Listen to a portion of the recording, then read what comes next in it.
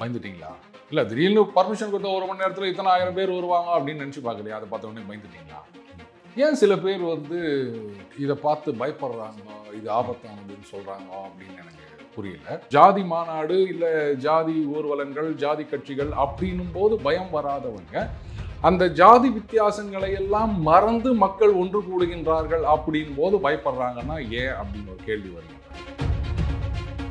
இப்போ சிஏஏ போராட்டம் நடந்த போது அதுக்கு ஆதரவு தெரிவித்த அரசியல் கட்சிகள் இருந்ததா இல்லையா? அதுவும் மக்கள் பிரச்சனை, மக்கள் போராடுகின்றார்கள். அதுக்கு இங்க இருக்கிற பல கட்சிகள் ஆதரவு தெரிவித்தார்கள். வீட்டு வாசல கோலம்லாம் போடுன்னு சொன்னாங்க. அப்போ அதை ஏத்துக்கும் போது அப்போ இங்க ஒரு மக்கள் பிரச்சனைக்கு ஒரு அரசியல் கட்சி ஆதரவு தெரிவிக்கின்றது அப்படின்னா அதை எப்படி நீங்க தப்புன்னு சொல்ல முடியும்? இப்போ அண்ணாமலை அவர்கள் வந்து ஒரு பிரஸ் மீட் கொடுத்திருந்தாரு, சேகர்பாபுக்கு எதிராக சொல்லியிருந்தாரு. சட்டத்துறை அமைச்சர் ரகுபதி அவர்களும் வந்து நான் எம்எல்ஏவா இருக்கேன், எம்பியா இருக்கேன், மினிஸ்டரா இருக்கேன், என்கிட்ட வந்து பார்த்து பேசுங்க அப்படிங்கிற மாதிரி இதை சொன்னதாகவும், இந்த மாதிரி இருந்தீங்கன்னா ஆட்சியில் இருக்கீங்கன்னு நினைச்சீங்கன்னா உங்களை எப்படி நாங்கள் தூக்கணும்னா எங்களுக்கு தெரியும், இடி அனுப்புறது, ரைட் எடுப்புற அந்த மாதிரி விஷயம். அவர் அது மாதிரி பேசுறாரு, நான் மந்திரி எம்எல்ஏ அதை பார்த்து பேசுறேன், அது மாதிரி பார்த்து பேச வேண்டிய அவசியம் இல்லை அப்படின்னு அவர் சொல்றாரு. அதை ஏன் நீங்க வந்து வேற மாதிரி எடுத்துக்கிறீங்க? ஏன் ஈடின்னு நினைக்கிறீங்க? அப்ப ஈடி வந்தா ஏதாவது பயமா? அண்ணன் சேகர்பாபு அவர்கள் பேசியிருக்காரு, அண்ணன் ரகுபதி அமைச்சர் அவர்கள் பேசியிருக்காரு. ஆனால் முதலமைச்சர் அவர்கள் இதை பற்றி பேசினதா தெரியல. ஒருவேளை பிரச்சனை அவ்வளோ ஒன்றும் பெருசு இல்லைங்க, இதெல்லாம் சமாளிக்கலாம் அப்படின்னு நினச்சிட்டாங்களா? இதை பற்றி துணை முதலமைச்சர் அவர்கள் வந்து பேசலாம்ல. இப்போ சீமான் அவர்களுடைய பெரியார் சர்ச்சை இதெல்லாம் ஆகிட்டு இருக்கும்போது இப்போ மைக்க நீட்டுமா என்ன சொன்னார்னா, அவரை பற்றி நான் பேச விரும்பல, இதுதான் அவருடைய பதிலாக இருக்கு. ஏன் வந்து இவங்களை எதிர்க்கிறவங்களை வந்து எந்த கருத்தும் சொல்ல மாட்டாங்க? அமைச்சர்களே டீல் பண்ணிட்டு இருக்காங்க. இந்து அறநிலையத்துறை அமைச்சர் ஒருத்தர் இருக்காரு, அதுக்கப்புறமா அந்த சட்டத்துறை அமைச்சர் இருக்கார். இது சட்டப்பூர்வமாக அவரு சமாளிப்பார், அறநிலைத்துறை மூலமாக இவர் சமாளிப்பார். இப்போ முதலமைச்சர்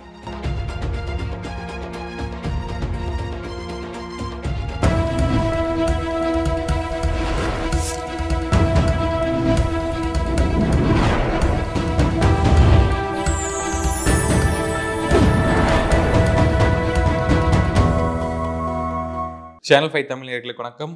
இன்றைய நேர்காணலில் நம்முடன் இணைந்திருப்பவர் த டெய்லி பஞ்ச் அருண் அவர்கள். சார் வணக்கம். சார் வணக்கம் நிரஞ்சன். சார், திருப்பரங்குன்றம் மலை சர்ச்சை தான் வந்து தொடர்ந்து 2-3 நாட்களாக வந்து போய்கிட்டு இருக்கு. இவ்வளோ நாளாக இல்லாமல் இந்த பிரச்சனை திடீர்னு ஆரம்பிக்கிறதுக்கான காரணம் என்ன? இந்த ஓவரால் இந்த பிரச்சனைக்கு நீங்கள் எப்படி பார்க்குறீங்க? பயந்துட்டீங்களா? இல்லை திடீர்னு பர்மிஷன் கொடுத்த 1 மணி நேரத்தில் இத்தனை 1000 பேர் வருவாங்க அப்படின்னு நினச்சி பார்க்கலையா? அதை பார்த்த உடனே பயந்துட்டீங்களா? ஏன் சில பேர் வந்து இதை பார்த்து பயப்படுறாங்க, இது ஆபத்தானதுன்னு சொல்கிறாங்க அப்படின்னு எனக்கு புரியல. இப்போது இதே தமிழகத்தில் பார்த்தீங்கன்னா ஜாதி சங்க மாநாடு நடந்ததே கிடையாதா?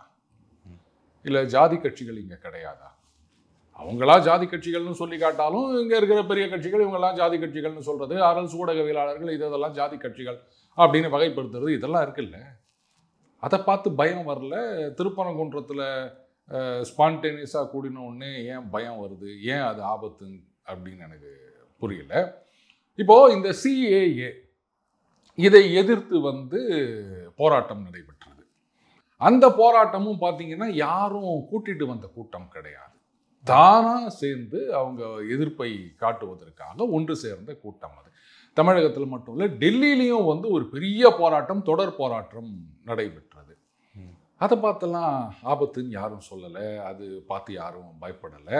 ஆனால் திருப்பரங்குன்றத்தில் வந்து இது மாதிரி மக்கள் அவர்கள் உணர்வை எதிர்ப்பு உணர்வை காட்டுவதற்காக தானாக சேர்ந்தாங்க அப்படின் போது ஏன் பயப்படுறீங்கன்னு எனக்கு தெரியல. சரி, இந்த பிரச்சனை ஆரம்பிச்சது அப்படின்னா எப்படி அண்ணாமலை போயிட்டு மக்களா இல்லை இது கட்சிக்காரங்களா? நீங்களே சொல்லுங்க. இது வந்து அப்போது 2 விதமாக பார்ப்போம். இது தானா சேர்ந்த கூட்டம் அப்படின்னா அதை யாரும் ஒன்றும் பண்ண முடியாது. அதை பார்த்து நீங்கள் ஏன் பயப்படுறீங்கன்றதுக்கு யாராலையும் காரணம் சொல்ல முடியாது. மேபி மக்கள் ஒன்று சேர்ந்து விட்டார்கள் அப்படின்னு சொன்னால், ஏன்னா இது வரைக்கும் ஜாதி மாநாடு இல்லை ஜாதி ஊர்வலங்கள், ஜாதி கட்சிகள் அப்படின்னும் போது பயம் வராதவங்க, அந்த ஜாதி வித்தியாசங்களை எல்லாம் மறந்து மக்கள் ஒன்று கூடுகின்றார்கள் அப்படின் போது பயப்படுறாங்கன்னா ஏன் அப்படின்னு ஒரு கேள்வி வருகின்றது. அந்த அதர் ஹேண்ட் நீங்கள் சொன்ன மாதிரி இது வந்து கட்சிகள் சேர்த்தது அப்படின்னா, இப்போ நான் பாஜக தான் சொல்ல போகிறீங்க, பின்ன நான் திமுக, தாவேகா, அதிமுக, மதிமுக இவங்க சேர்த்தாங்கன்னு நான் சொல்ல போகிறீங்க. அப்போது பாஜக பர்மிஷன் கொடுத்த 1 மணி நேரத்தில் இவ்வளவு பெரிய கூட்டத்தை கூட்டும் அளவுக்கு வளர்ந்திருக்கின்றது அப்படின்னு ஒத்துக்கிறீங்களா? அப்போ தமிழகத்தில் பிரதான எதிர்கட்சி இன்றைக்கு வந்து முன்னணியில் இருப்பது பாஜக தான் அப்படின்னு ஒத்துக்கிறீங்களா? சரி, எந்த பக்கம் போனாலும் நாங்கள் கேட்ட போடுவோம். அதனால எந்த ஒரு ஸ்டாண்ட் எடுத்தாலும் நாங்கள் கேட்குற கேள்விக்கு நீங்கள் பதில் சொல்லி ஆகணும். சரி, இப்போ இந்த பிரச்சனை எப்படி ஆரம்பித்தது அப்படின்னா எஸ்ஜே சூர்யா இல்லை, அவர் டைரக்டர், இவர் தான் அரசியல்வாதி, ரொம்ப அழகாக சொல்லியிருக்காரு. ஆரம்பத்தில் இது வந்து வருவாய்த்துறை, அதுக்கப்புறமா காவல்துறை, இவங்க வந்து பேச்சுவார்த்தைகள்லாம் நடத்தி அதுக்கப்புறமா தான் இது பெரிதாகின்றது. இப்போ பிரச்சனை ஆரம்பிச்சது அண்ணாமலையா இல்லை இந்து முன்னணியா? எனக்கு பதில் சொல்லுங்க. ஆரம்பம் எந்த புள்ளியிலிருந்து வந்தது? அப்போ இதுல வந்து அவங்க இந்த பிரச்சனையை ஆரம்பிக்கலன்னும் போது பாஜக பிரித்தாளும் சதி மத கலவரத்தை உண்டாக்குகின்றார்கள் அப்படின்னு சொல்றதுல அர்த்தம் ஏதாவது இருக்குதா? இஷ்யூ வருது, அதுக்கப்புறமா அவங்க வந்து சேர்ந்துக்கிறாங்க. சரி, நான் கேட்குறேன், இப்போ பாஜக வந்தா தப்புன்றீங்களே, இப்போ ராமநாதபுரம் எம்பி இங்கே வந்தார்ல, அது எந்த அடிப்படையில் வந்தார் எனக்கு சொல்லுங்க. அந்த தொகுதிக்கு எம்பி யாரு? Venkatesan, communist MP. அவரே வரல, இவர் அங்கேருந்து வந்தார்னா எந்த அடிப்படையில் வந்தார் எனக்கு சொல்லுங்க. அப்போ அதை எப்படி நீங்க பாக்குறீங்க? அவரும் ஒரு கட்சி சார்ந்தவர் தானே, இண்டிபெண்டன்ட் எம்எல்ஏ கிடையாது. அப்போ அவர் வரும், அவர் ஏதோ ஆய்வு நடத்துறதுக்காக இந்த மலைக்கு வந்து அப்படிங்கிற மாதிரிலாம் சொல்லிட்டு இருந்தார். என்ன ஆய்வு? என்ன ஆய்வு எனக்கு சொல்லுங்க. அதான் அது எந்த அடிப்படையில் அந்த ஆய்வு? அவர் எம்பின்ற முறையில் வந்தாரா இல்லை வேற எந்த முறையில் வந்தார் அப்படின்னு அவர் சொன்ன பதில் எடுத்துட்டீங்கன்னா அப்போ புரியும் உங்களுக்கு அது எந்த அடிப்படை அப்படின்னு. சரி, நீங்கள் சொல்ல தயாரிங்க, அதை அப்படியே விட்டுட்டு போயிடுவோம். அப்போது ஒரு மக்கள் பிரச்சனை, இது மக்கள் பிரச்சனையாகத்தான் பார்க்கப்படுகின்றது. அப்போ இதில் ஒரு அரசியல் கட்சி வருதுல என்ன தப்பு இருக்குன்னு நீங்கள் நினைக்கிறீங்க? இப்போ சிஏஏ போராட்டம் நடந்த போது அதுக்கு ஆதரவு தெரிவித்த அரசியல் கட்சிகள் இருந்ததா இல்லையா? அதுவும் மக்கள் பிரச்சனை, மக்கள் போராடுகின்றார்கள், அதுக்கு இங்கே இருக்கிற பல கட்சிகள் ஆதரவு தெரிவித்தார்கள், வீட்டு வாசலில் கோலம்லாம் போடுன்னு சொன்னாங்க. அப்போ அதை ஏற்றுக்கும் போது அப்போ இங்கே ஒரு மக்கள் பிரச்சனைக்கு ஒரு அரசியல் கட்சி ஆதரவு தெரிவிக்கின்றது அப்படின்னா அதை எப்படி நீங்கள் தப்புன்னு சொல்ல முடியும்? ஏன்னா அது ரத்தம் தக்காளி சட்னி அது மாதிரி தான் இருக்கு. அதனால இதில் குறை சொல்றதுக்கு யாருக்குமே யோகியதை கிடையாது நிரஞ்சன். பிரச்சனையை எப்படி வந்து சால்வ் பண்ணணும் இது பார்க்கணும். அடுத்தது அதிமுகவில் பார்த்தீங்கன்னா சட்டம் ஒழுங்கை பாதுகாக்க வேண்டியது அரசாங்கத்தின் கடமை அப்படின்னு ஒரு மிகப்பெரிய உண்மையை இத்தனை வருஷம் கழிச்சு கண்டுபிடிச்சிக்கிறாங்க. உங்களுக்கு தெரியாதா? இல்லை இவங்க இத்தனை வருஷமா ஆட்சியில் இருந்தாங்க, அவங்களுக்கு தெரியாதா யார் பொறுப்பு அப்படின்னு? இதில் அவங்க ஸ்டாண்ட் என்ன? ஒரு ரெப்ரசன்டேஷன் கொடுத்துருக்காங்க பார்த்தீங்கன்னா, அதில் கிட்டத்தட்ட எல்லா கட்சிகளும், திமுக தவிர, பாஜகவும் இல்லை, அதிமுக இருக்காங்க, கம்யூனிஸ்ட் இருக்காங்க, மதிமுக இவங்கெல்லாம் இருக்காங்க. எப்படி இந்த கம்யூனிஸ்ட் எல்லாம் திமுக கூட்டணியில் தானே இருக்காங்க? ஏன் திமுகவை சேர்க்கல? ஒருவேளை அதில் இருந்து நான் பார்க்கலையா எனக்கு தெரியல. எப்படி அது விட்டு போச்சு அப்படின்னு எனக்கு தெரியல. அப்போ இதை நீங்கள் எப்படி பார்க்குறீங்க? இப்போ இவங்கெல்லாம் வரலாம், பாஜக வரக்கூடாதா? இல்லை, பாஜக இந்த விஷயத்துக்காக வெயிட் பண்ணிட்டு அந்த மாதிரி இருந்திருக்கு. அப்போ இதுக்கான ஆப்பர்ச்சுனிட்டி கொடுத்தது யார்? இதுக்கான வாய்ப்பை கொடுத்தது யார்? ராமநாதபுரம் எம்பி இங்கே வந்த பிறகு தான் இது பெரிய அளவில் பேசப்படுகின்றது. அது வரைக்கும் ஏதோ ரைட்டு, கோட்டாட்சியர் வந்தாங்க, வட்டாட்சியர் வந்தாங்க, காவல்துறையெல்லாம் பேசினாங்க, எந்த பிரச்சனையும் இல்லாமல் தானே இருந்தது. இப்போ இவர் வந்து தானே அதை பெருசாக்கிட்டு போனார். அதுக்கப்புறமா தானே பாஜக வருது. அப்புறம் நீங்கள் யாரை கூட சொல்கிறீங்க? நீங்கள் இப்போ திமுக தான் வளர்த்தி விட்றாங்க பாஜகவை, அப்படி எடுத்துக்கலாம். நல்ல கேள்வி கேட்டீங்க. இப்போ ஐபிஎல் வரப்போது ஒரு ஸ்ட்ராட்டஜி சொல்லட்டா? இப்போ டேபிள் டாப்பர் ஒரு டீம் இருக்காங்கன்னு வச்சுக்கோங்களேன். அதாவது ஒரு பாயிண்ட்ல அவங்க பயங்கர லீடிங்ல இருக்காங்க. 2வது இடத்துல இருக்கவங்க கிட்டத்தட்ட ஒரு 8 பாயிண்ட் பின்னாடி இருக்காங்கன்னு வச்சுக்கோங்க. அவ்வளோ கேப் இருக்குது. அப்போ இவங்க நினைச்சா நமக்கு எதிராக அந்த எலிமினேட்டர்ல ஃபைனல்ல யார் வருதுன்றதை டிசைட் பண்ண முடியும். சோகா என்ன பண்ணுவாங்க, சில மேட்ச்ல தோத்து போவாங்க, பார்த்துருக்கோம்ல. அட்லீஸ்ட் அது மாதிரி தோத்து போனாங்கன்னு சொல்லுவாங்க. அவங்க அப்படி தோத்து போனாங்களா இல்லையான்னு எனக்கு தெரியாது. இது மாரலி கரெக்டா அப்படின்னா நம்ம சொல்ல முடியாது. ஆனா டெக்னிக்கலா கரெக்டா, லீகலா கரெக்டான கரெக்ட், எந்த தப்பும் கிடையாது. எனக்கு எதிராக என்ன வந்து எலிமினேட்டர் மேட்ச் எந்த பிச்சில் ஆட போறோன்றது எனக்கு தெரியும். அதே மாதிரி ஃபைனல் எங்க ஆட போறோம் அப்படின்றது நமக்கு தெரியும். அங்க வந்து இவங்க வந்தா அவங்களுக்கு ஸ்ட்ரென்த் அதிகம், நமக்கு கொஞ்சம் உதவாங்கும், அதனால இவங்களுக்கு பதிலாக அவங்களுக்கு வந்தா நல்லது, இப்படின்னு 1008 கணக்குகள் இருக்குல்ல. அந்த மாதிரி they can big and choose. அதே மாதிரி தான் இன்னைக்கு திமுக ஒரு உச்சத்தில் இருக்காங்க அரசியல்ல, தமிழகத்தை பொறுத்த வரைக்கும். அதனால அவங்க வந்து நமக்கு எதிராக இங்க களத்துல யார் இருக்கணும் அப்படின்னு டிசைட் பண்ணி இதெல்லாம் எக்ஸிக்யூட் பண்றாங்கன்னு தப்புன்னு சொல்ல முடியாது. மொராலிட்டியை விட்டுதல, லீகலா டெக்னிக்கலா இதுல தப்பு கிடையாது. அவங்க பண்றாங்களான்றது எனக்கு தெரியாது. ஆனா அப்படி பண்ணி இருந்தா இது அருமையான ஸ்ட்ராட்டஜி. ஏன்னா இப்போ கூட்டணி கட்சிகளுக்கு வந்து அப்போ வேற போக்கிடம் கிடையாது எக்ஸப்ட் தாவேகா. அது மட்டும் இல்ல. இப்போ நீங்க சொல்ல வர விஷயம் என்னன்னா, திமுக வந்து பிளான் பண்ணி அதிமுகவை தவிர்த்துட்டு பாஜக வளர்த்தி விடுறாங்க. இதுதான் நான் அப்படி சொல்லல. அப்ப அதாவது சொல்ல வர விஷயங்கள் அது ஸ்ட்ராட்டஜியா இருந்தா அருமையான ஸ்ட்ராட்டஜின்னு நான் சொல்றேன். இப்ப அதே ஐபிஎல்லுக்கே வருவோம். இவங்க வேணும்ட்டானா தோத்தாங்க நம்ம சொல்லலாம். ஆனா கிரவுண்ட்ல என்ன நடந்தது அப்படின்றது அந்த டீமுக்கு தான் தெரியும், கேப்டனுக்கு தான் தெரியும். அந்த மாதிரி தான் இப்ப சொல்லலாம் திமுக வளர்த்து விடுகிறார்கள் அப்படின்னு விட்டா என்ன தப்புன்னு நான் கேட்கிறேன். எனக்கு எதிர்க்க இவங்க தான் இருக்கணும் அப்படின்னு அவங்க டிசைட் பண்ணாங்கன்னா அது அவங்களுடைய ரைட். இன்னைக்கு அரசியல்ல அவங்க ஒரு உச்சத்துல நல்ல செல்வாக்குல இருக்காங்க. அதனால ரைட்டுப்பா இவர் வேணாம் இவர் இருக்கட்டும் இதுதான் நமக்கு கன்வீனியன்ட் அப்படின்னு நினைச்சாங்கன்னா அது ஒரு அரசியல் வியூகம் தானே தவிர இதை தப்புன்னு சொல்றதுக்கு யாருக்கும் உரிமை கிடையாது. ஓகே, இந்த பிரச்சனைக்கு மூல காரணமே அவங்க தானே சார்? அது எனக்கு தெரியாது. யார் முதல்ல இது ஆரம்பிச்சது? இப்போ எஸ்டி சூர்யா அவர்கள் என்ன சொல்றாரு, இத்தனை வருஷமா இந்த மாதிரி ஒரு பழக்கம் கிடையாது, இப்பதான் ஆரம்பிச்சிருக்காங்க, அதனால காவல்துறை அதை தடுக்கின்றார்கள், அதுக்கப்புறமா ரெவன்யூ டிபார்ட்மெண்ட் அபிஷியல்ஸ் அவங்க தான் இந்த விஷயத்துலலாம் பேச்சுவார்த்தை நடத்துவாங்க. அவங்க பேசி பீஸ் கமிட்டியில் இந்து அறநிலைத்துறையும் இதுல ஒரு பார்ட்டியா இருக்காங்க. இதுல இந்து முன்னணி பார்ட்டியா இல்லை, பாஜக பார்ட்டியா இல்லை. ஒத்துக்கிறீங்களா? அப்போ இந்த பிரச்சனைக்கு யார் காரணம்னு நீங்க சொல்லுவீங்க? இது திமுக ஆரம்பிச்சதா அப்படின்னு எனக்கு தெரியாது. ஏன்னா அதை கொண்டு போனது திமுகவினரா அதெல்லாம் எனக்கு தெரியாது. இந்த மாதிரி ஒரு சம்பவம் நடந்திருக்கு, காவல்துறையில் ஆரம்பிச்சு ரெவன்யூ டிபார்ட்மெண்ட்ல ஆரம்பிச்சு ஒரு சொல்யூஷனுக்கு வந்திருக்காங்க. இப்படித்தான் போயிருந்தது. திடீர்னு அவர் எம்பி வராரு, அவர் மேல போய் சாப்பிட்டதா, அவர் ஆயில் அவர் கூட இருந்தவரா, அது வேற ஒரு சர்ச்சை. அண்ணாமலை ஏதோ ஒன்று சொல்ல இவர் பதிலுக்கு ஒரு சவால் விடுறாரு. அதுக்கப்புறம் தானே இது பெருசாகுது. அப்போ இதுல நீங்க திமுகன்னு சொல்றீங்க, மேபி அந்த சிச்சுவேஷனை அவங்க பயன்படுத்தி கொண்டார்கள் அப்படின்னா அதுலயும் தப்பு கிடையாது. இப்போ எச் ராஜா சொன்னது நீங்க பார்த்துருப்பீங்க, அயோத்திக்கான ஆர்வமே இதுதான் அப்படிங்கிற மாதிரி சொல்லியிருந்தாரு. அது கரெக்டா? அது எந்த கான்டெக்ட்ல எனக்கு சொன்னார் அப்படின்னு தெரியாது. அது முழுசா பார்த்தாதான் சொல்ல முடியும். மற்றபடி அயோத்தி அதோட இதை கம்பேர் பண்றது அப்படின்றது அந்த கான்டெக்ட் வச்சு தான் சொல்ல முடியும். பட் நீங்க என்ன கான்டெக்ட்ல கேட்குறீங்க அப்படின்னு எனக்கு தெரியுது. அது ஒரு நீங்க கேட்குற கான்டெக்ஸ்டா இருந்ததுன்னா அது சரியில்லைன்னு தான் நான் சொல்லுவேன். ஓகே சார், இப்போ அண்ணாமலை அவர்கள் ஒரு ப்ரெஸ் மீட் கொடுத்திருந்தாரு, சேகர்பாபுக்கு எதிராக சொல்லியிருந்தாரு. சட்டத்துறை அமைச்சர் ரகுபதி அவர்களும் நான் எம்எல்ஏவாக இருக்கேன், எம்பியாக இருக்கேன், மினிஸ்டராக இருக்கேன், என்கிட்ட பார்த்து பேசுங்க அப்படிங்கிற மாதிரி இதை சொன்னதாகவும், இந்த மாதிரி இருந்தீங்கன்னா ஆட்சியில் இருக்கீங்கன்னு நினச்சிங்கன்னா உங்களை எப்படி நாங்கள் தூக்கணும்னா எங்களுக்கு தெரியும் அப்படிங்கிற மாதிரி சொன்னாங்க. நாளைக்கே உங்கள் பொறுப்பை விட்டு இது பண்ணிடுவோம்லாம் சொன்னார். அப்படிங்கும்போது அது என்ன விஷயம்? இடி அனுப்புறது, ரைட் எடுப்புறது, அந்த மாதிரி விஷயமா நீங்க அப்படி நினைக்கிறீங்க?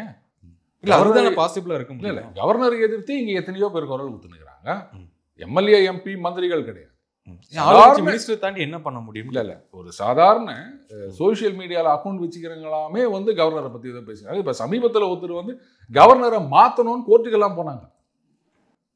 அப்போ அதை என்ன சொல்லுவீங்க நீங்க? அந்த மாதிரி அவர் அது மாதிரி பேசுறாரு, நான் மந்திரி எம்எல்ஏ அதை பார்த்து பேசுறேன், அது மாதிரி பார்த்து பேச வேண்டிய அவசியம் இல்லை அப்படின்னு அவர் சொல்றாரு. அதை ஏன் நீங்க வேற மாதிரி எடுத்துக்கிறீங்க? ஏன் ஈடின்னு நினைக்கிறீங்க? அப்ப ஈடி வந்தா ஏதாவது பயமா? படியில கனவு இருக்கா? இல்லையே, இப்ப அவங்க அனுப்புறதுக்கான வாய்ப்புனால தானே சொல்றாங்க. எங்க எப்படி நாளைக்கு ஆட்சியில் இருந்துருவீங்களா அப்படின்னு கேட்குறாரு. ஆமா, இதைத்தான் எல்லா கட்சிகளும் கேட்குறாங்க. தாவேகா இன்னைக்கு ஆரம்பிச்ச தாவேகாலேருந்து எல்லாம் தான் கேட்பாங்க. ஏன்னா கடைசி வரைக்கும் நீங்க ஆட்சியில் இருந்துருவீங்களா? சினிமாலே டயலாக் என்ன பார்க்குறோம் நம்ம, தம்பி 5 வருஷம் தான் நான் இந்த கான்டெக்ஸ்ட் உங்களுக்கு புரியும்ல? எனக்கு புரியுது. எல்லாரும் கடைசி வரைக்கும் ஆட்சியில் இருப்போம்லாம் நம்ப முடியாதுங்க. நிரந்தர முதல்வர், நிரந்தர பிரதமர் அப்படின்லாம் சொல்லிக்கலாம். ரஷ்யாவில் மட்டும்தான் அது சாத்தியமாகுமே தவிர வேற எங்கேயும் அது சாத்தியமாகாது. பாகிஸ்தானில் கூட சாத்தியமாகாது. ராணுவம் கவுத்துட்டு போயிடும். சரிங்களா? அதனால நாம தான் என்றைக்கு ஆட்சியில் இருப்போம் அப்படின்னு ஒரு கட்சி நினைக்க ஆரம்பிச்சாங்கன்னா அதுதான் ஃபெயிலியருடைய முதல் படி அப்படின்னு நான் சொல்வேன். என்னைக்குமே ஐயோ அடுத்த எலெக்ஷன்ல நம்ம ஜெயிக்கணுமே அப்படின்ற ஒரு கிரிக்கெட் மாதிரி தான் அகைன், வேற வழி இல்லை. அடுத்த மேட்ச்ல பாருங்க, நாங்க தான் டாப்பரா இருக்கோம், யாரும் எங்களை ஒன்றும் பண்ண முடியாது, எல்லாரையும் நாங்கள் தோக்கடிச்சு வந்துக்கிறோம் அப்படின்னு நினைச்சிருந்தீங்கன்னா ஃபைனல்ல ஊத்திக்கும். இந்த மாதிரி நிறைய விஷயங்கள் நம்ம பார்த்துருக்கோம். ஸோ அந்த நினைப்பு வரக்கூடாது. ஸோ அதுக்கான ஒரு வேக்கப் காலாக கூட அண்ணாமலை சொன்னதை எடுத்துக்கலாம். நீங்கள் இப்படி தான் நினச்சிக்கிறீங்க, மக்கள் உங்களுக்கு அடுத்த வருஷத்தில் ஓட்டு போட மாட்டாங்க, நீங்கள் தோற்று போயிடுவீங்க, பதவியில் இருக்க மாட்டீங்க, அவங்கள தூக்கிடுவோம் அப்படி சொன்னதான் நினச்சிக்கலாம்ல. உங்களுக்கு என்ன கன்வீனியன்ட்டோ அந்த மாதிரி நினச்சிக்கிறேன். இந்த பக்கம் ஒன்று இருக்குதுன்னு சொன்னாரா நீங்கள் என்ன பண்ணுவீங்க? ஓகே, இப்போது திருப்பரங்குன்றம் மலை இந்த சர்ச்சை போய்கிட்டு இருக்கனால இதுக்கு ப்ரீ கவுன்சில் ஸ்டேட்மெண்ட்டை கொடுத்தேன்னா, அதாவது 1931 கொடுத்துருக்காங்க. மலை கோயிலுக்கு சொந்தம், இது இந்த பக்கம் தர்கா இருந்துக்கிட்டும், இந்த பக்கம் இது அறநிலைத்துறைக்கு சொந்தமானது அப்படிங்கிற மாதிரி சொல்லியிருந்தாங்க. இந்த வழிபாடுகள் தொடர்ந்து 2 வழிபாடுகளாக போயிட்டு இருந்திருக்கு. அப்படி இல்லாததெல்லாம் இப்போ இந்த சமீபம் ஒரு மாத காலமா வந்து இந்த பிரச்சனை ஆரம்பிச்சிருச்சு. என்ன காரணம்? இந்த ஒரு மாத காலமா சிக்கந்தர் மலை, ஸ்ரீகந்தர் மலை, இதுதான். அதான் சிக்கந்தர் மலை அப்படின்னு சொன்னது யாரு? திடீர்னு எப்படி அந்த பேர் வந்தது? அது சொன்னது யாருன்னு கேளுங்க. அப்ப அவர் தான் பிரச்சனை ஆரம்பிச்சிருக்காருன்னு தெரியும்.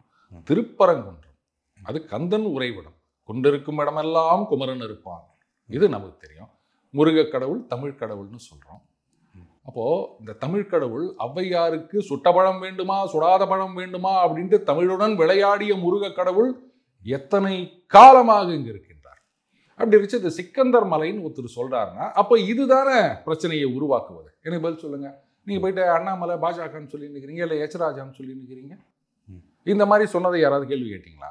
ஏங்க இந்த மாதிரி சொல்றீங்க? அது திருப்பரங்குன்றம், அதுல வந்து தர்கா இருக்கின்றது. இத்தனை வருஷமா அப்படிதான் இருக்கு, எந்த பிரச்சனையும் இல்லை. நீங்க ஏன் இப்ப புதுசா இதுக்கு ஒரு பேர் கொடுக்குறீங்கன்னு யாராவது கேட்டீங்களா? அதெல்லாம் கேட்காம இப்ப மட்டும் இதை மட்டும் கேட்டுக்கிறீங்க நீங்க. அப்ப இதுல இருந்து நீங்க ஒருதலை பட்சமா நடந்துக்கிறீங்க அப்படின்னு தெரியுது இல்லையா? இது இப்ப பிரச்சனையா வந்து இது முருகர் மலையா சிக்கந்தர் மலையா, அதுதான் இப்ப பிரச்சனை. இது முருகர் மலைன்னு சொல்லிட்டு அமைதியா இருந்துருவாங்க, அப்படிதானே? இப்போ நீங்க சொல்லணும் முருகர் மலை, இல்ல நீங்க சொல்லக்கூடாது, இதுக்கெல்லாம் நான் போல. அந்த மலை என்னன்றது எல்லாருக்கும் தெரியும். இப்ப அதுக்கு ஏன் புதுசா ஒரு பேர் வைக்கிறீங்கன்றது தான் கேள்வி. இப்போ அதை கேளுங்க. நீங்க அதை ஏத்துக்கணும் ஏத்துக்க வேணான்றதெல்லாம் யாருமே சொல்லலைங்க. அது வரலாற்றிலிருந்து அப்படியே தான் இருக்கின்றது. நமது கலாச்சாரம் ஆன்மீகத்தில் அது அப்படியே தான் இருக்குது. அதை நான் வந்து நிரஞ்சன் சொன்னாரா இல்லை ரூபன் சொன்னாரா இவங்க சொன்னாதான் அது அத்தாரிட்டி அப்படின்லாம் யாருமே சொல்லலை. ஆனால் இதுக்கு ஏன் புதுசாக ஒரு பேர் வைக்க பார்க்குறீங்கன்னு தான் கேட்குறாங்க. அண்ணாமலையோட கேள்வி அதுதான். இப்போ ஏன் அதுக்கு வந்து நீங்கள் சிக்கந்தர் மலைன்னு ஆரம்பிக்கிறீங்க? அப்போ இதுக்கு என்ன பதில் சொல்றீங்க? அப்போ பிரச்சனையின் மூலம் எங்கே இருக்குதுன்னு உங்களுக்கு தெரியுதா? அப்போ அண்ணாமலை கிடையாது. ஏன் திருப்பி திருப்பி பாஜக பாஜக அப்படின்னு சொல்றீங்க? நீங்கள் வந்து நோபால் போட்டிங்கன்னா அவங்க ஃப்ரீ ஹிட் அடிக்க தான் செய்வாங்க. அப்போ நீங்கள் நோபால் போடாமல் இருங்க. ஐயோ அவங்களுக்கு ஃப்ரீ ஹிட் கொடுத்துட்டாங்களேன்னு கேட்டு புலம்புறதுல ஏதாவது நியாயம் இருக்குதா? ஓகே, இந்த பிரச்சனைக்கு எல்லாமே முதல்வர் அவர்கள் வந்து எந்த மௌனமாக தான் இருக்கார் இது வரைக்குமே. இல்லை, எனக்கு கூட அதான் ஒரு சந்தேகம் இருந்தது. 8 பேப்பர் வாங்குறோம்பா எங்கள் வீட்டில், நானும் எல்லா பேப்பர்லையும் தேடி தேடி பார்க்குறேன். எதுவும் முதலமைச்சர் எதுவும் ஒரு ஸ்டேட்மெண்ட் கொடுத்தா மாதிரி தெரியல. இல்லை ஒருவேளை ட்வீட் ஏதாவது போட்டிருப்பாரோ? முதலமைச்சர் இது சம்மந்தமாக ஒரு ட்வீட் போட்டிருந்தாருன்னா இந்நேரத்துக்கு எல்லா ஊடகங்களும் அதை பற்றி தான் டிஸ்கஸ் பண்ணியிருப்பாங்க. அண்ணன் சேகர் பாபு அவர்கள் பேசியிருக்காரு, அண்ணன் ரகுபதி அமைச்சர் அவர்கள் பேசியிருக்காரு. ஆனால் முதலமைச்சர் அவர்கள் இதை பற்றி பேசினதா தெரியல. அதான் எனக்கு ரொம்ப ஆச்சரியமாக இருக்குது. ஒருவேளை பிரச்சனை அவ்வளோ ஒன்றும் பெருசு இல்லைங்க, இதெல்லாம் சமாளிக்கலாம் அப்படின்னு நினச்சிட்டாங்களா? இதெல்லாம் இல்லை, அவங்க டிபார்ட்மெண்ட் சம்மந்தப்பட்ட மினிஸ்டர் பேசிட்டாங்க அப்படின்னு விட்டுருக்கலாம்ல. இது சட்டம் ஒழுங்கு பிரச்சனையா இல்லை பொலிட்டிக்கல் பிரச்சனையா? எனக்கு பதில் சொல்லுங்கள். ரெண்டுத்துல ஏதாவது ஒன்று தான் இருக்க முடியும். பொலிட்டிக்கல் பிரச்சனை பாஜக தூண்டி விடுது அப்படின் போது அது பொலிட்டிக்கல் பிரச்சனை. சட்டம் ஒழுங்கு பிரச்சனை அப்படின்னா அது சட்டம். இப்போ சட்டம் ஒழுங்கு பிரச்சனை அப்படின்னு நீங்கள் சொன்னீங்கன்னா இதுக்கு தான் முதலே சொன்னால் எந்த பக்கம் போனாலும் கேட்டு போடுவேன் அப்படின்னு. சட்டம் ஒழுங்கு பிரச்சனை அப்படின்னும் போது சட்டம் ஒழுங்குக்கு யார் பொறுப்பு? முதலமைச்சர் தானே. காவல்துறையில் கட்டுப்பாட்டில் வைத்து கொண்டு இருப்பது அந்த அமைச்சர், முதலமைச்சர் அவர்கள் தானே. அப்போ இது சம்பந்தமாக அவர் சொல்லணுமா வேணாமா? சரி, இப்போ இல்லை சார், இது வந்து சட்டம் ஒழுங்கு பிரச்சனை இல்லை, பொலிட்டிக்கல் இஷ்யூ. இந்த பாஜக சும்மா இல்லாமல் இதை கலவரத்தை தூண்டி ஒன்றுன்னு பார்க்குறாங்க, அவங்களுடைய டாக்டிஸே இதுதான் அப்படின்னு நினச்சிங்கன்னா திமுகவுடைய தலைவர் யாரு? ஸ்டாலின் அவர்கள். அப்போ பொலிட்டிக்கலாக இதை டீல் பண்ண வேண்டியது யாருடைய கடமை? அவருடைய கடமை. அப்போ இந்த கேட்டுக்கு என்ன பதில் சொல்வீங்க? அவர் அமைதியாக இருக்காரு. அதுதான் எனக்கும் ஆச்சரியமா இருக்கு. ஏதாவது ஒன்று சொல்லணும். ஒருவேளை எவ்வளோ பிரச்சனையை பார்த்துட்டோம், அது அவர் யார் இன்னும் சொல்வார், அந்த மாதிரி எவ்வளவோ பார்த்துட்டோம் இதை பார்க்க மாட்டோமா அப்படின்னு. இதெல்லாம் ஒரு பிரச்சனையே இல்லைங்க, அது வந்து சுமூகமாக தீர்த்துடலாம் அப்படின்னு நினச்சிட்டு இருக்கிறதுனால முதலமைச்சர் நேரடியாக கருத்து சொல்லலையோ, இதெல்லாம் இந்த அமைச்சர்கள் மட்டத்திலேயே அவங்களே தீர்த்துருவாங்க அப்படின்னு நினச்சிட்டாங்களோ. ஆனால் கூடிய கடல் அலை போல் கூடிய கூட்டத்தை பார்க்கும்போது அது அப்படி ஒன்றும் சால்வ் ஆகிற மாதிரி எனக்கு தெரியல. சரி, அமைச்சர்களுடைய சாமர்த்தியம் என்ன அப்படின்றத நம்ம பார்ப்போமே, திறமையாக சமாளிப்பார்கள். இதை பற்றி துணை முதலமைச்சர் அவர்கள் வந்து பேசலாம்ல. ஏன்னா இப்போ சீமான் அவர்களுடைய பெரியார் சர்ச்சை இதெல்லாம் ஆகிட்டு இருக்கும்போது இப்போ மைக்க நீட்டுமோ என்ன சொன்னாருன்னா, அவரை பற்றி நான் பேச விரும்பலங்க, இதுதான் அவருடைய பதிலாக இருந்துச்சு. ஏன் வந்து இவங்களை எதிர்க்கிறவங்கள வந்து எந்த கருத்தும் சொல்ல மாட்டாங்க அவங்கள பற்றி? ஒருவேளை இதை பற்றி கேட்டால் கூட சரி, நான் கேட்குறேன். இப்போ சீமான் அவர்களை பற்றி கேட்டிருந்தா இப்போ இதை பற்றியும் கேட்டிருக்கேன், நம்ம ஏன் யாரும் கேட்கல? எனக்கு பதில் சொல்லுங்கள். கேட்டால் ஒருவேளை பதில் சொல்லியிருப்பாரோ? ஏன் யாரும் கேட்க மாட்டேங்கிறாங்க? ஊடகவியலாளர்கள், பத்திரிகையாளர்னு சொல்றவங்க கேட்கணும் இல்லையா? இதுதானே இன்னைக்கு பெரிய பிரச்சனைன்னு சொல்றீங்க. எல்லாரும் அதை பத்தி தான் பேசினுக்கிறாங்க. ஆபத்தாக இருக்கிறது, பயமாக இருக்கிறதுலாம் சொல்லினுக்கிறாங்க. அப்படி இருக்கச்சே இதை துணை முதலமைச்சர்கிட்ட ஒரு கேள்வியா யாராவது கேட்டிருக்கணுமே, கேட்கலையா? கேட்டு அவரு அதுக்கும் இது மாதிரி இதை பத்தி பேச விரும்பலன்னு ஏதாவது சொல்லியிருந்தா அப்போ நீங்க கேட்கலாம். ஊடகவியலாளர்களே கேள்வி கேட்கலன்னு போது கேள்வியே இல்லாம பதில் எப்படி வரும்? இப்போ ஊடகவியலாளர்களும் இது கேட்கணும். ஏன் கேட்கலன்னு தெரியல. ஒருவேளை கேட்டு அதை நம்ம பார்க்கலையா, அதுவும் நம்ம பார்க்கணும் இல்லையா? சரி, முதலமைச்சரே சொல்லலை அப்படின்னும் போது துணை முதலமைச்சர் எதுக்கு சொல்றது அப்படின்னு நினைச்சாங்களா? அதான் அமைச்சர்களே டீல் பண்ணிட்டு இருக்கிறாங்கல்ல. இந்து அறநிலையத்துறை அமைச்சர் ஒருத்தர் இருக்காரு, அதுக்கப்புறமா அந்த சட்டத்துறை அமைச்சர் இருக்கார். இது சட்டப்பூர்வமாக அவர் சமாளிப்பார், அறநிலைத்துறை மூலமாக இவர் சமாளிப்பார். அதுக்கப்புறமா சட்டம் ஒழுங்கு அதை சமாளிப்பதற்கு காவல்துறை இருக்குது, இந்த வருவாய்த்துறை இருக்கிறது. இதுக்கு மேலேயா ப்ராப்ளம் ஆகிட்டு போகுது? இப்போ முதலமைச்சர் அதாங்க இவங்களே பார்த்துப்பாங்க. நீ ஏங்க திருப்பி திருப்பி இந்த பிரச்சனை இவ்வளோ பெருசாக இது பண்ணுறீங்க? பிரச்சனை அதாவது 56 அப்படின்னு சொல்லலாம், 56 அப்படின்னு சொல்லலாம், பிரச்சனை அப்படி சொல்லிட்டு போங்க. இது ஒன்றும் பெருசாகலை. எத்தனை பேர் வந்திருப்பாங்க? 1,00,000 பேர் வந்திருந்தாங்கன்னா அது பெரிய பிரச்சனையாக இருக்கலாம். இது ஒரு சில ஆயிரங்கள், அதனால அது பெரிய பிரச்சனை இல்லை அப்படின்னு நினச்சிருக்கலாம். ஏங்க திருப்பி திருப்பி நீங்கள் முதலமைச்சர் சொல்லணும்னு நினச்சிருக்கிறீங்க? பிரச்சனையை சால்வ் பண்ணணுமா, முதலமைச்சர் பேசணுமா? இல்லை, அவர் பேசினாலே பிரச்சனை சால்வ் ஆயிரும்ல, அதுன்னு இப்போ அப்படியா? இதை யாருமே சொல்லலை போல இருக்கு அவர்கிட்ட. சரி, அப்போ அந்த பீஸ் கமிட்டி ஏதோ சொல்லிக்கிறாங்க, ஏதோ காங்கிரஸ்ல வேற ஏதோ பிரார்த்தனை என்னது நல்லிணக்க அப்படின்னு ஏதோ சொல்லியிருக்காங்க. அவங்க சொல்லலாம், முதலமைச்சர் ஒரு தடவை பேச சொல்லுங்க, பிரச்சனை தீந்துரும். அவர் சொன்னார்னா இந்த ஊர்வலம் கரெக்டுப்பா. இந்த ஐடியாவை அன்றைக்கே சொல்லியிருந்தா அந்த கோர்ட்டில் பர்மிஷன் கொடுத்த உடனேயே முதலமைச்சர் ஏதாவது சொல்லியிருந்தாருன்னா ஜனங்கள்லாம் கரெக்டு, முதலமைச்சரே சொல்லிட்டாரு. இப்போ இந்த டங்ஸ்டன் பிரச்சனையில் அவர் சொன்னார்ல, இது மாதிரி அதை வரவிட மாட்டேன் அப்படின்னு, அந்த மாதிரி ஏதாவது சொல்லியிருந்தா அந்த மக்களும் கூடியிருக்க மாட்டாங்க. பாஜக வளர்ந்துச்சுன்னு யாருமே சொல்லியிருக்கவும் மாட்டாங்க. ஐயோ, மக்கள் உணர்வுபூர்வமாக சேர்ந்து விட்டார்கள், ஆபத்தாக இருக்கிறது அப்படின்னு யாரும் புலம்பி இருக்க மாட்டாங்க. அது யாரும் சொல்லலை அப்படின்னு நினைக்கிறேன். இனிமே ரைட் விடுங்க. இது இப்போ ஏதோ பீஸ் கமிட்டி அப்படிலாம் சொல்லிடுறாங்க, பிரச்சனை தீந்துடும். அதெல்லாம் இந்த ஓவரால் பிரச்சனை சார் திமுகவுக்கு கொஞ்சம் டவுன் ஆகிற மாதிரியும் பாஜக கொஞ்சம் வளர்ற மாதிரியும் இது ஒரு நல்ல ஆஃபர் நினைக்கிறீங்களா? அது சரி, இப்போ திமுகவுடைய செல்வாக்கு குறைகிறது அப்படின்னு உங்க ஆர்குமெண்ட் எடுத்துக்கணும்னு சொன்னா பாஜக தானே வளர்கிறது, அதிமுக இல்லைல்ல. பாஜக வளருது. அதான் நான் சொல்றேன். அப்போ பாஜக ஓவர் நைட் 35% டச் பண்ணிட முடியுமா? முடியாது. ஸோ அப்போ 18லேருந்து 20, 22 இப்படி வராங்க அப்படின்னு வச்சுப்போமே, அது யாருடைய லாஸாக இருக்கும்? அதிமுக, ரைட்டா? ஸோ இவங்க எந்த அளவுக்கு ஏறினாலுமே திமுக ஓரளவுக்கு மேலே குறைக்க முடியாது. அப்போ திமுக மறுபடியும் ஆட்சிக்கு வந்துடுவாங்க, அதிமுக ஒன்றும் இல்லாமல் போயிடும். அப்போ இங்கே பாஜக வளர்ந்துருச்சின்னு வச்சுக்கோங்களேன். அவங்க ஆர்குமெண்ட் படி இதை விட ஒரு அருமையான களம் வேற யாரு திமுகவுக்கு எப்படி இருக்க முடியும் சொல்லுங்க? கூட்டணி கட்சிகள் யாரும் வேற எங்கேயும் மாற முடியாது. இதயத்தில் இடம் கொடுத்தா கூட சந்தோஷமா இருக்கணும், கரெக்டா? ஏன்னா அதிமுக இல்லைன்னு ஆயிடுச்சுன்னா எதிர்க்க பாஜக தான் இருக்குதுன்னு சொன்னா எங்க போவீங்க? தாவேகால போனா அது இன்னொரு தேமுதிகவா தான் ஆகும். சொல்ல போனா இந்த எலெக்ஷன்ல திமுக கூட்டணியோட இருக்கிறத விட கூட்டணியில இருக்க ஒரு சில கட்சிகளை ரைட்டு நீங்க கிளம்பி அங்க போங்க அப்படின்னு சொன்னா கூட அவங்க ஜெயிப்பாங்க. அந்த மாதிரி தான் களம் மாறிக்கொண்டு இருக்கின்றது. அதனால அவ்வளவு வலிமையா இருக்கான்னு சொல்ல வரீங்களா? எதிர்க்க இருக்கவங்களுடைய வலிமை குன்றிக் கொண்டிருக்கின்றது. பிரதான எதிர்க்க திமுக தோல்வியடையும் சார் இல்லைங்க. இப்போ இந்த பக்கம் இருக்கின்ற விசிக, கம்யூனிஸ்ட், காங்கிரஸும் அவங்க கிளம்பி இந்த பக்கம் எதிர்பக்கம் வரணும். வரும்போது அதிமுக பக்கம் வந்தால் அது திமுகவுக்கு இழப்பாக இருக்கும். ஆனா அதிமுக பக்கம் போவதற்கான வாய்ப்புகள் அங்கே ஏற்கனவே கேட்டை சாத்தி போட்டாங்க, ரொம்ப குறைந்து விட்டது. ஸோ இப்போ அவங்க போவதற்கான வாய்ப்புனா காங்கிரஸ் போவாது, விசிக, கம்யூனிஸ்டுக்கு போகிறதுக்கு ஒரே வாய்ப்பு தாவேகா மட்டும்தான். அப்போ தாவேகா பக்கம் போகான்னா அவங்களுடைய ஓட் பர்சன்டேஜ் கொஞ்சம் இன்க்ரீஸ் ஆகும். ஆனால் அந்த ஓட்டெல்லாம் அந்த ஆட்சிக்கு எதிரான வாக்குகள் தான் இப்படி திரும்பும். அது நேச்சுரலாக அதிமுகவுக்கு போக வேண்டியது. அப்போ அதிமுக கட் டவுன் டு சைஸ், பாஜக ஒரு 4%, 5% இன்க்ரீஸ் பண்ணிக்கிறாங்க அப்படின்னு வச்சுப்போமே. அப்போ என்ன ஆகிடும்? இதான் நான் சொன்ன திமுக வெர்சஸ் பாஜக. இதைத்தான் நான் ஆரம்பத்தில் சொல்லிட்டு இருக்கிறேன்.